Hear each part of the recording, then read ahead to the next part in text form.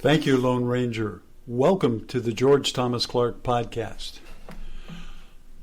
Our guest today from the beautiful Northwest is Clint McCubbin, and we're going to talk about a variety of things, but especially rock and roll.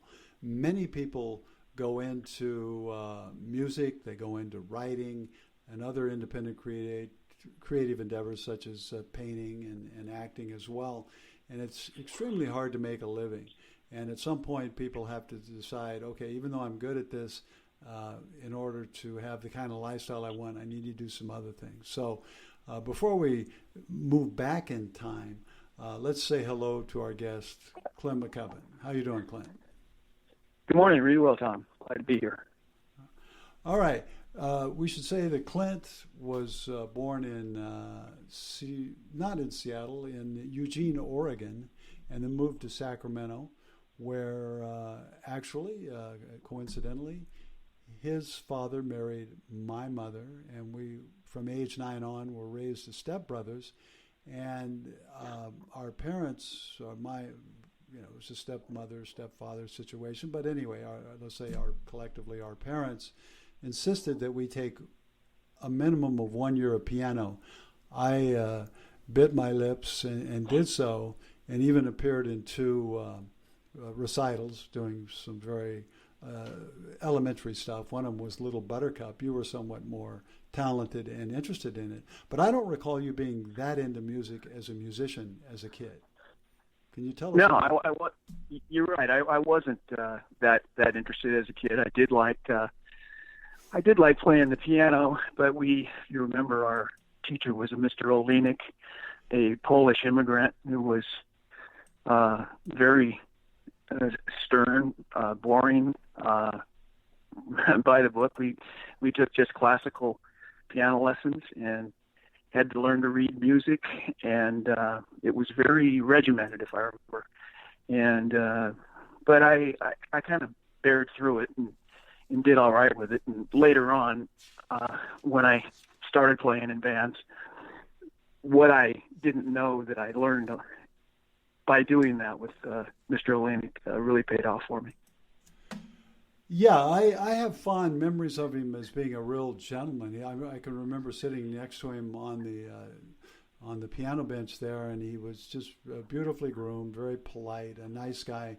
But as you say, he was very much by the book in the classic sense. You would have a better perspective because you went on as an adult and played music. After, first of all, I quit after a year. How long did you take lessons from George Olenek? Well, I remember I was still taking lessons when, I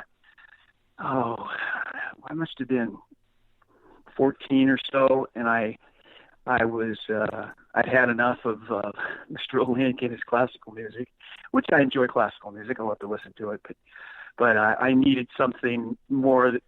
I wanted to learn to play pop. I wanted to learn to play something that was relevant to a 14-year-old kid, and started taking lessons from a younger guy who I think "Till There Was You" was one of the songs I learned to play. That McCartney sang it on a record and stuff like that. So that I did that for maybe about a year, and then that just dropped off, and I didn't think I picked up anything related to music until I was out of high school after that. Yeah, we graduated from high school. We don't want to stun our younger listeners, but we graduated from high school in 1970. And even then, I'm a little vague on your return to music. I think we're playing guitars at parties with a guy named Dave Decker and Jim Molesky, and they'll come into the story here in a little bit. Is that your next instrument? I assume you continued playing the piano, but at some point you picked up a guitar. Yeah, I had familiarity with the piano at this point, and then I wanted to learn to play the guitar. And I remember I got my first acoustic guitar at Weinstock's. I think I paid $30 for it, and it's all the money I had. and it was just a horrible guitar. The strings were way off the fretboard, and your fingers would bleed just trying to play it. And but I was determined, so I was able to get through all the horrible sounds and how difficult it was to play it. And pretty soon I picked up most of the what they call Mel Bay chords, where those are all the chords that you play down on the first fret. Picked all those up, and then moved forward from there. I started playing, I think, in the summer of '71. I used to go down to the Tower Records Park, and Jim Molesky and I would meet up, and we'd sit on the grass out there, and we'd play Crosby, Stills, and Nash songs, and anything that we could figure out. It was like that as far as learning the guitar. So you didn't take formal lessons? I did not. No, I just learned from Jim. Had been a player, and he showed me most of the basic chords. And later on, when I moved up to the Seattle area, I took a few lessons from a few guitar players who were teachers, and taught me some of the finer points of what happens on a guitar in terms of music theory. I see. Yeah. Now, after graduating from high school, we both enrolled at American River College in suburban Sacramento, and I, as usual, dropped out of college, as I would do many times over the next 20 years, and went around the country. I assume that you, at American River, not so much on the campus, but during that first year out of high school, that you were intensifying your commitment to music. Yeah, I was very interested in learning to play the guitar, so I still did that with Steve Sanchez and, like you said, Dave Decker and Jim Molesky. And then when I moved to the Seattle area, I was involved with learning to play the guitar there. Now, before you moved to Seattle, we should mention that in the 71-72 school year, your sophomore year in college, you attended Fresno State. Did you have much of a chance to play any music in that environment? Well, I had my guitar in my room. I was living in the dorms at that point, and continued to play and learn what I could learn. It was a different time back then when you wanted to learn a song. Today you can just get on the internet and go to YouTube, and you can have a 12-year-old kid playing the hook to Life in the Fast Lane. And it wasn't like that in those days. You had to put the record on, you had to figure the song out. There weren't really very many song books out to tell you how to play whatever song you'd heard on the radio. It was a totally different time, and you learned slower because it was really a tedious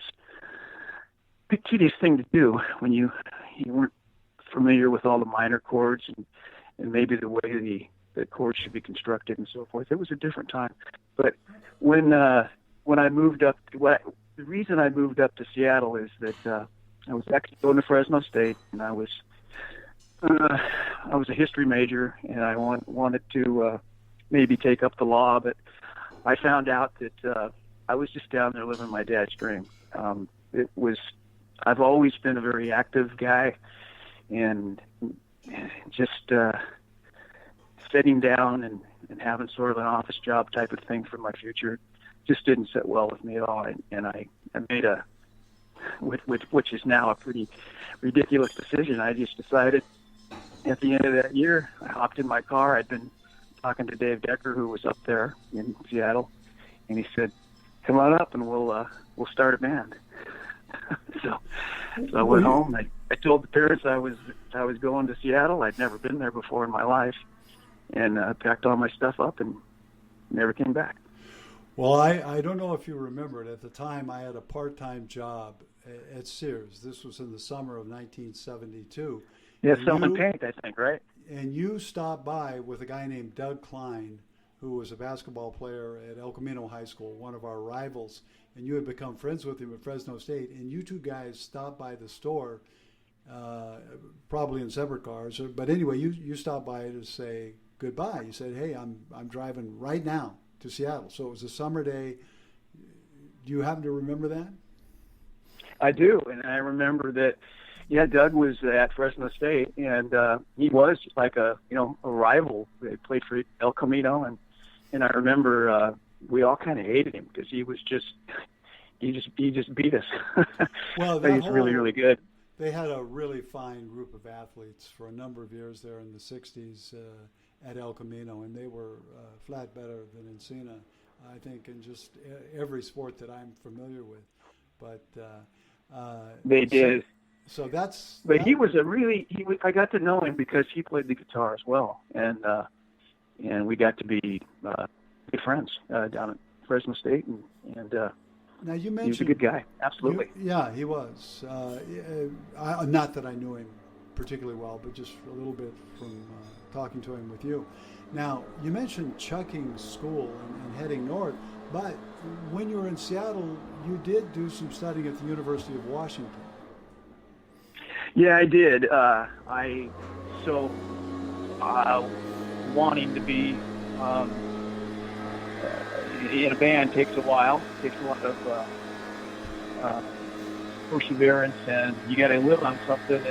And I hadn't given up the idea of school. I knew that an education was important, so I was able to get enrolled in the University of Washington.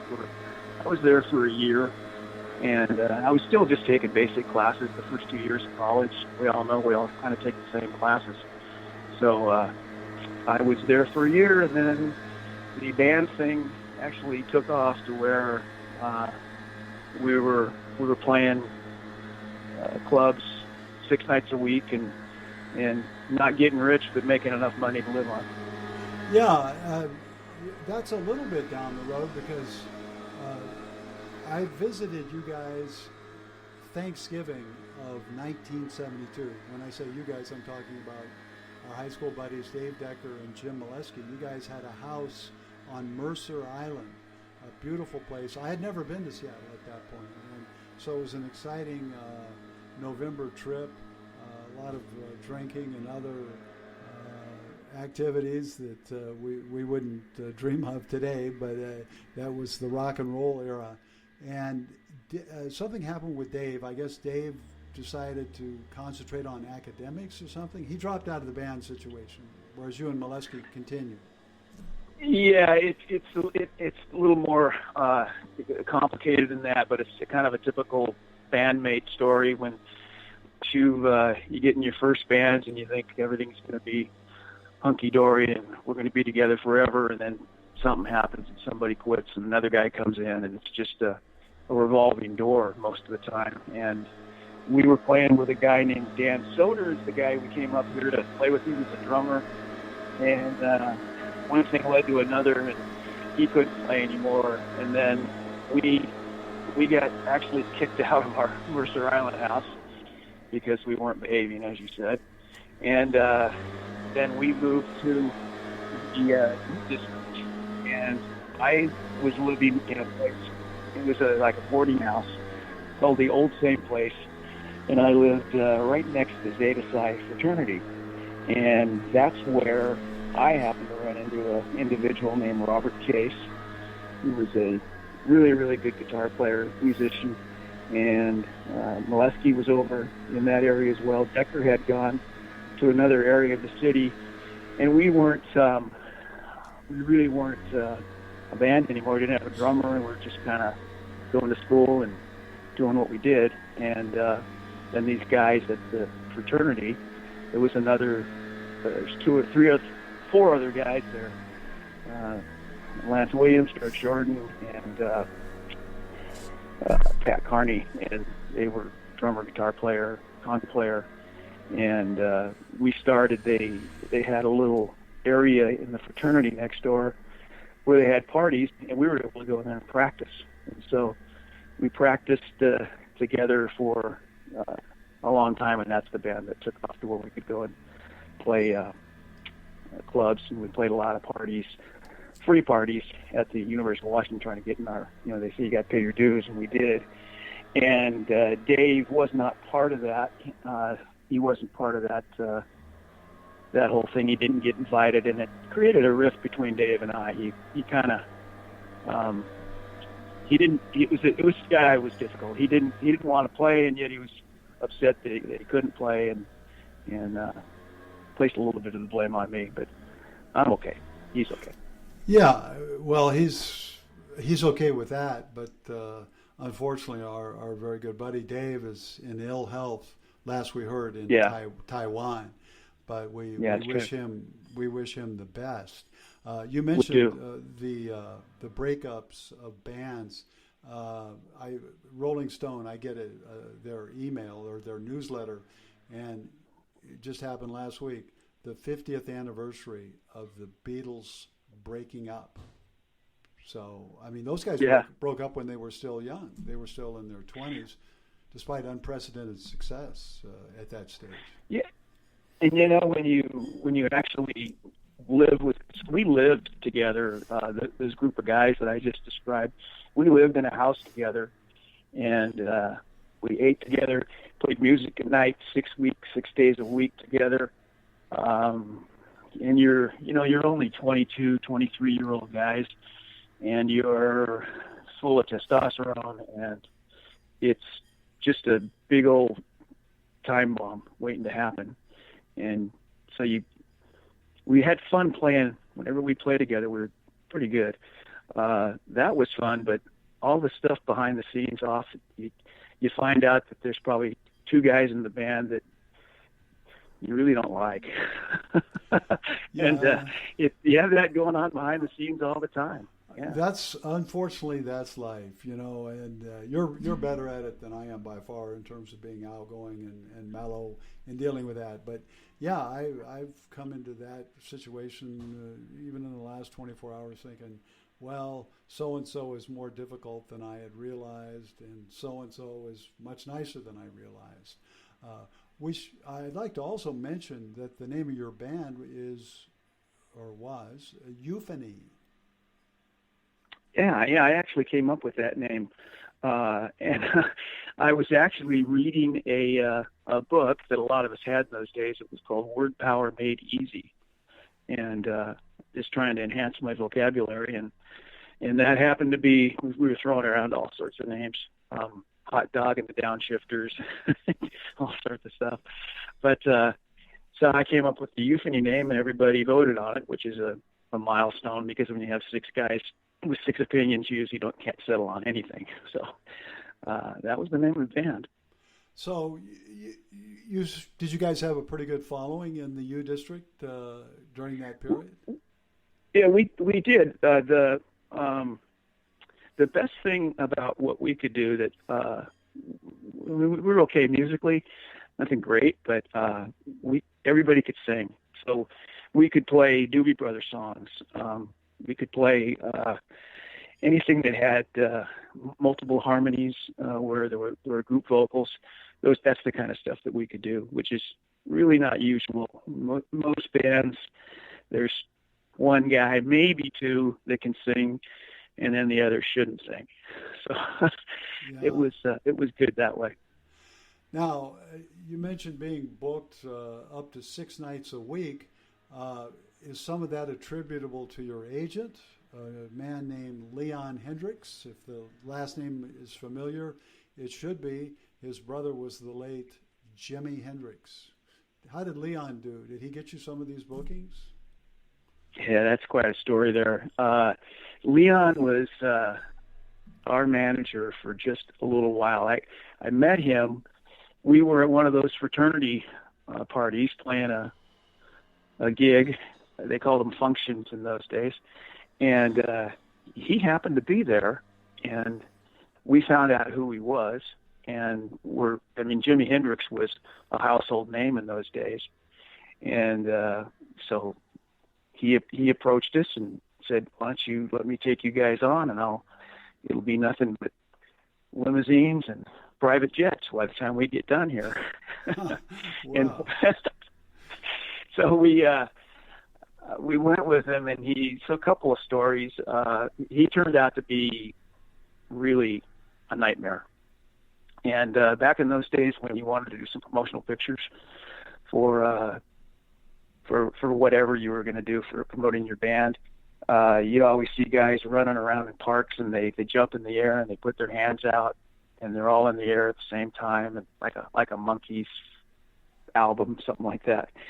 And he got this photographer and took us all out to Ravenna Park one day, and we went through all of the motions, and I remember I hated it. I thought, oh, this is lame, but went through and did it and took all these pictures, and then 3 weeks later, they still hadn't produced any pictures. And of course, we'd given him money up front, and we came to find out that there was never any film in the camera. That he just took our money and faked his way through that. He was still our manager and still continued to get us gigs. And the way it worked in those days, a lot of times all the band got to play in the bar was just the door. You charge a cover fee, and the band would get that. Not necessarily a fixed fee unless you had a good following. And but he started sitting at the door when we'd play. He'd collect all the money, and then he'd cheat us at the end as to how much he'd taken. So we got very upset with him, and one night it was me and 2 of the other guys in the band. We knew where he lived, up on Capitol Hill. We went up there and demanded that he pay us what he owed us, and he told us to get lost, and we took all his stereo equipment. Oh, really? And did he resist? Yeah.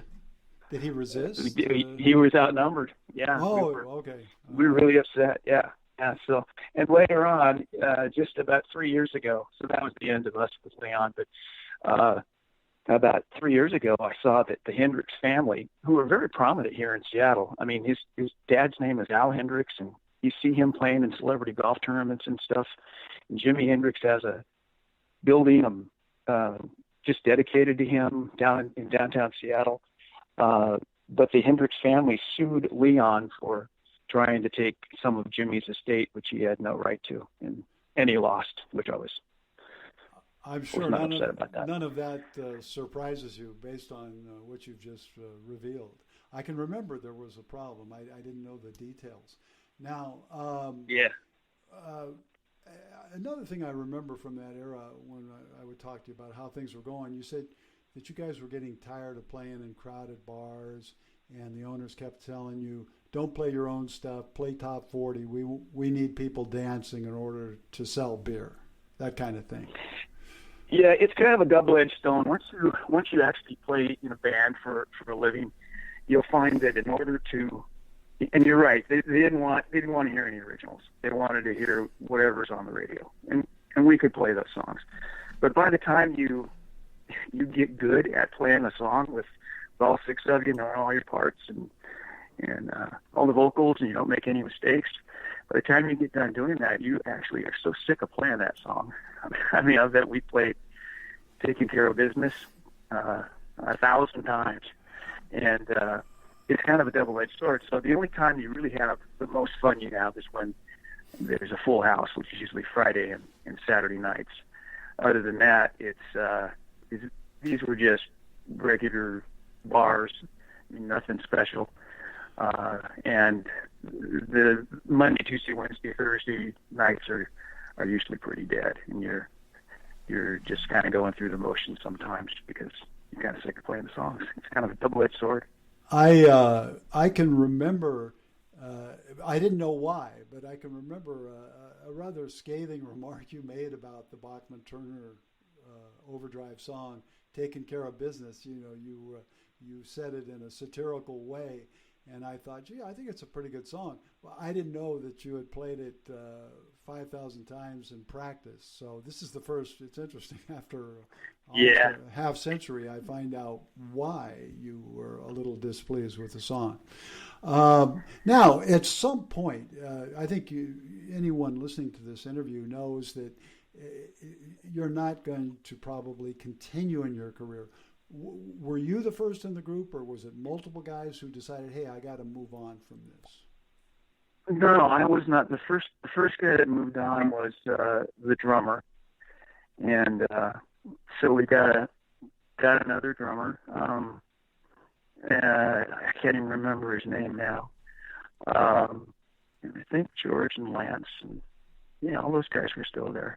Yeah, and then I was the next guy that moved on after that. I see. Now, right about this period, I can remember in a nightclub you met Linda, who is still your wife. She was one of the patrons. Was that part of your settling down? Yeah, it was. That's a good story. I just told you that it was always dead when you played on Monday, Tuesday, Wednesday, Thursday, and it was a Tuesday night at a nightclub called Eagers in the Silver Lake area, and they had free wine and beer to ladies any night. I can't even do that anymore. I think it's not politically correct. But, so you walk into Eagers on a Tuesday night, the place would be packed, and we always liked going there because we were going to have a good crowd. And we had we're from the Batman days, the TV show. Well, there was our sound man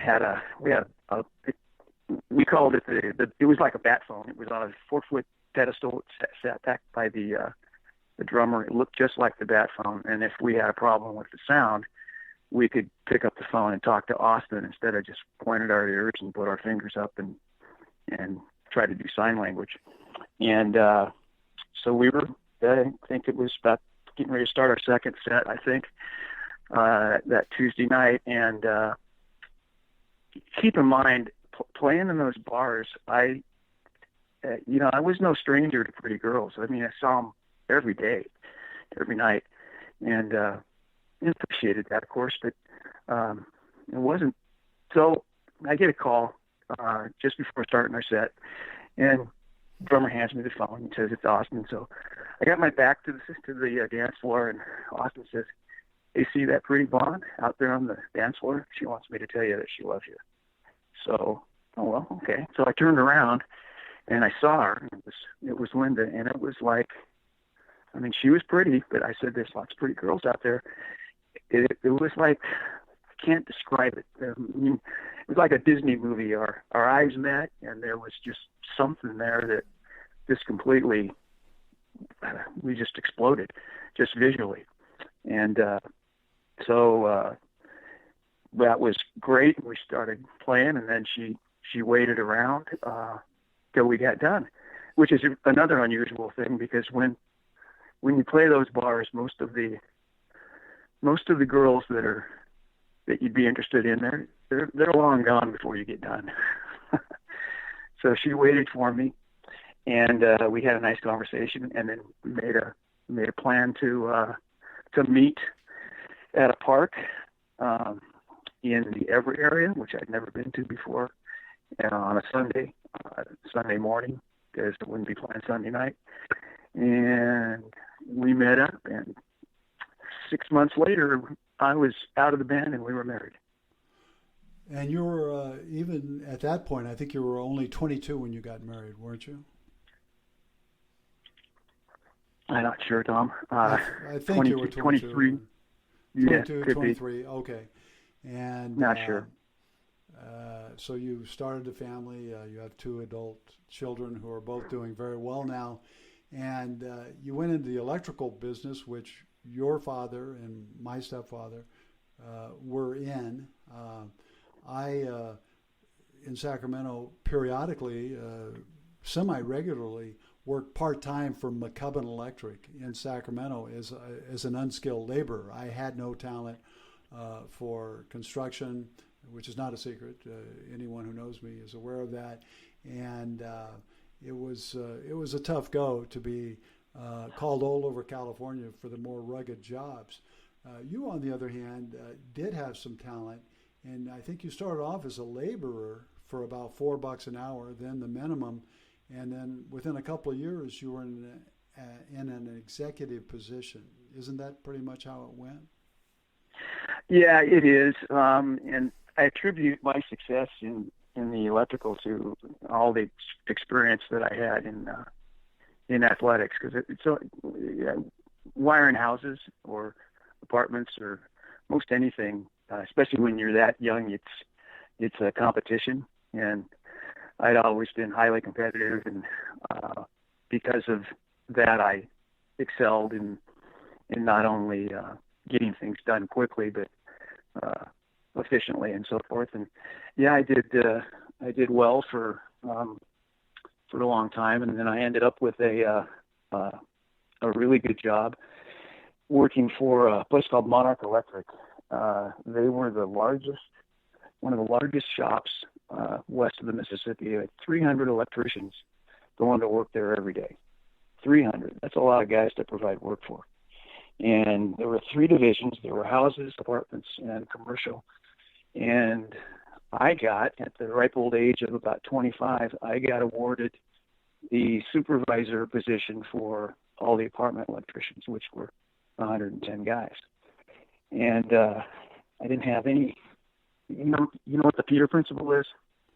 I've heard of it. I should know. And if anything goes wrong, it will go wrong. Is that the Peter Principle? No. You will continually be elevated to a position of incompetency by the time you move from different levels.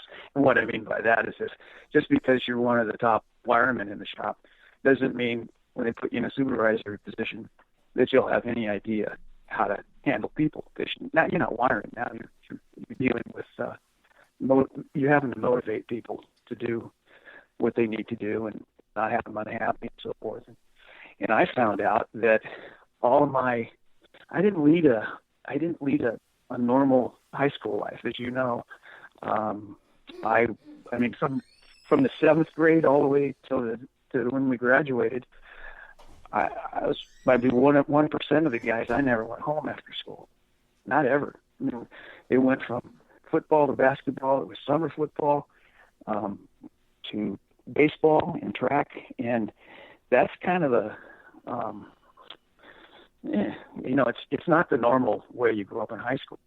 But having all that experience with athletics and working with guys and team mentality and all the things I just instinctively knew about motivating people and what makes them willing to do what you want them to do, all came from those years and years of athletics. I found that when you have 35 guys on a job site and you need to figure out what you're going to have each of them do, the first thing you need to do is just make sure you don't give them something they're going to fail at. You wouldn't ask Evan Smart to play running back. It's just natural thinking in athletics. And then the other thing is that in construction sites, there can be this mentality where guys think they can motivate people by threatening them or being hard on them and telling them how stupid they are, and that doesn't work. As soon as you do that with a grown man, they stop listening to you and they're trying to figure out how to get even with you. So just those 2 things that I knew instinctively just from playing on athletic teams. I mean, when you take a jump shot, Tom, and say you miss it, and coach says, "Hey, don't worry about it, Tom. You get the next one. You get the next one," and tell you that you're a lousy shot. So it's just those kind of things. I didn't even realize it until I was in my 30s that I just knew to do those things because nobody told me. So I got lucky. I got lucky that way. Well, you did a good job. One thing that most people, including myself, couldn't really handle is all the hiring and the firing, and as you say, working with people in a supervisorial position, as being the boss. Is that, I think some people are kind of inherent bosses, and I think it runs in the family. Your father was a boss, and you are, and now your son, Sean, is a boss on the job. Was that difficult or stressful? I would think at times anyway. Oh, absolutely. Because not only do you get rewarded. I mean, it's not all just because maybe you're making a little bit better money. You have to have some really unpleasant conversations. I mean, you'll be working for people. There's a lot of superintendents that they try to motivate by intimidation. And you've got to learn to say no, stand up to them, and say my way or the highway, or and still trying to be diplomatic at the same time. It's a real tightrope to walk that, but absolutely. And I tell you what, if you got 110 guys, there's no way you're going to have a good day as far as dealing with people. I mean, some of them are going to call in sick, some of them are going to be home with a hangover, some of them are going to mess things up. That's all you kind of hear. You hear about a lot of problems, and nobody ever compliments you on a construction site. I told Sean, if you want a hug, you're going to have to go get it at home, but you'll never get it on the site. So, it's a tough environment. For the workplace in general is a tough environment. My experience on the job site was far more limited than yours, of course. As I mentioned earlier, I was just an unskilled laborer. They were kind of happy to see me coming. I was the guy who brought the checks. No electric deposit back in the 70s, so I brought the checks, and here was the grunt who was going to give them material, and all they had to do was point at a stack of material, and I would take it back. So, but I can imagine the dynamics on the job, having worked in a bureaucracy, a newspaper bureaucracy, an education bureaucracy. I was a teacher for 25 years, and you're quite right. When you're abused in some way by a bureaucrat, often a very incompetent bureaucrat, you do look for ways to get even, or at least you vicariously. I never did get even with anyone or tried, but it can be very stressful. And if you're dealing with 110 people at times. Now, I think you've scaled back in recent years, haven't you? Oh yeah, I never wanted that many people. And then when I started my own business, I kind of got lucky starting my own business, because the company that I just told you that I worked for, they had a plumbing outfit called Ground Custom, and they were part of the whole package, and we all were together in one building, and they had as many plumbers as we had electricians. It was a wild place with hundreds of vans, and lots of guys. But they didn't run the plumbing side very well when it took down. The electrical was doing okay, but it took the whole shop down. And then they went broke, and the jobs that I had been supervising and all the guys that I had doing the apartments and so forth, there was a estimator at the shop, an older gentleman named Dave Heckman, and he approached me and said, why don't we see if we can do something together? So we decided to do that, and I had the luxury of knowing which were the best jobs and who the best guys were, and got them all to come along, and we started Northland Electric, and we're still here after 40 years. I was going to say, just last year I got a family picture, family, your family up there, your personal family as well as your business family, a huge group of people, mostly electricians and their wives and girlfriends, celebrating the 40th anniversary. So yeah, that's right. That's right. Just a quick question on this one: Has the coronavirus impacted your business much, or at all up there? Oh yeah, all the construction sites are shut down, and I actually have a application in for this payroll loan that the banks are doing, and expect to get that any day now. But it's very stressful, because now construction, they want people to be able to work on the job sites and stay 6 feet apart and safe and so forth, and it's all very difficult. And of course, from my position, staying 6 feet apart isn't how I bid this job. It's not going to be near as efficient. So I'm probably going to need to be compensated somehow for that. And those are difficult difficult conversations. Everyone probably has an opinion or an estimate. How much longer do you think we're going to have this pretty much total shutdown? Well, the number up here from the governor is May 4th, and would it would appear to me that it looks like this thing's leveling off. Although I'm always unsure what to believe from those folks. But I think if we everybody wants to stay safe and everybody's ready to go back to work, we sure need to. I hope that May 4th is the number where everybody can get back to a basic. Well, I hope so too. Guys need to get paid. My concern is that there'll be a lot of infectious people, though, even on May 4th. I'm not saying it shouldn't happen then, because we're going to have, at some point, we're going to have to start moving, at least gradually, back into the workplace. Yeah, it's difficult, Tom. You know that until think about the airlines, until they can sign off and say, okay, you guys can just on these planes shoulder to shoulder. Those flights are going to be darn near empty, and or they can maybe fly the plane and seat everybody in every other row or something. But I don't know how that works, but economically for the airlines, it's a big deal. Let's end it on a happy note. I know you play with some of your friends and fellow musicians. I can remember several years ago seeing a guy named Jordan who used to work for one of those talented artists, in this case a lead guitarist, who put in 40 years at Boeing.